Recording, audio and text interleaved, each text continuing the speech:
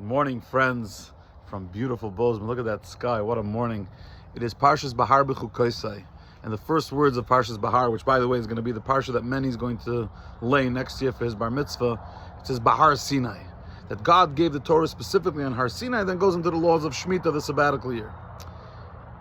Why Har Sinai? Why that mountain? So we know there's a famous medrash that says God went to, there's a bunch of mountains, Mount Tavor, Har Tavor, and other mountains that were looking for that prestige of having the Torah delivered upon it, but God chose Har Sinai because it was the smallest of the mountains, which represents the humility that's necessary when studying Torah, the humility that's necessary when being a Jew. But if God was looking for humility, why not give the Torah in a valley? Why do you have to go on a mountain and find the smallest mountain? Just go to a valley. So there's incredible teaching from the Rebbe that's based on an idea that the Rebbe Rashab, Reb Shalom Dov Ber, in 1905 in a discourse discusses, and that is Moshe's humility. It says, "Va'ish Moshe anav mikol adam al pnei adama," that Moses was the most humble person on planet Earth that ever lived.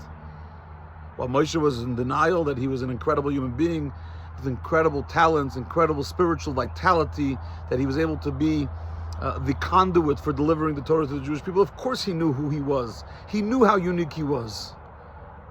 But Moshe understood that his uniqueness was a gift from God. That had God given these same blessings, these same energies, these same talents to another human being, they would have potentially done a lot better than he did. In other words, Moshe was not meek. Moshe was not a shmata. Moshe didn't have a low self-esteem. He recognized that he had incredible uniqueness and that he was the person of all people to deliver the Torah.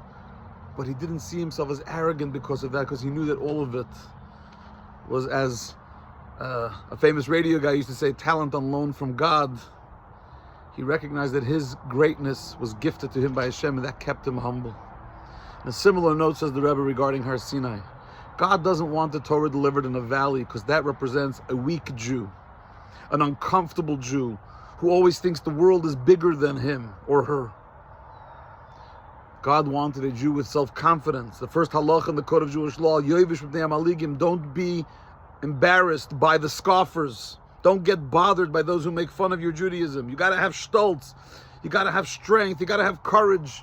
At the same time, be humble and recognize that the fact that you were chosen to be a member of Klal Yisrael, the fact that you were chosen to get the Torah, Bahar Sinai, you're a mountain.